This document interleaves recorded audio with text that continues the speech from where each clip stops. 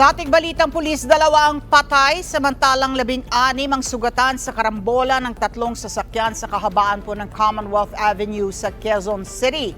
Patong-patong na reklamo po ang kahaharapin ng driver ng jeep na itinuturo pong responsable sa malagim na aksidente.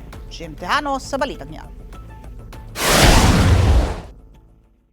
Makikitang normal ang daloy ng trapiko sa bahaging ito ng Commonwealth Avenue northbound lane sa Quezon City. Patungong Fairview pasado alas 6 ng umaga nitong linggo. Maya-maya, biglang sumulpot ang isang umaharaba sa jeep at bigla na lang tumaob.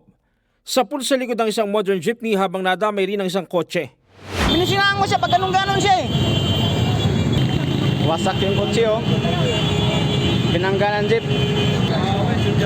Sudyati to eh.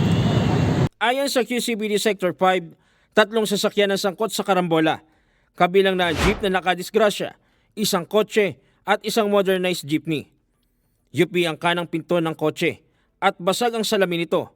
Tumagas naman ang langis ng jeep at nayupi ang kanang parte ng bubong, habang napuruhan din ang likurang parte ng modernized jeep. Meron po tayong 16 na sugatan na ngayon dinala po ng mga ambulansya sa mga ospital at meron po tayong 2 kumpirmadong patay po.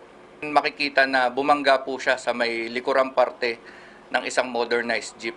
Pagka bangga po, nawalan po siya ng control na kung saan makikita doon sa footage na tumaob na nga po siya at tumama doon sa isa pang kotse na kasabayan po nilang binabaybay yung Commonwealth.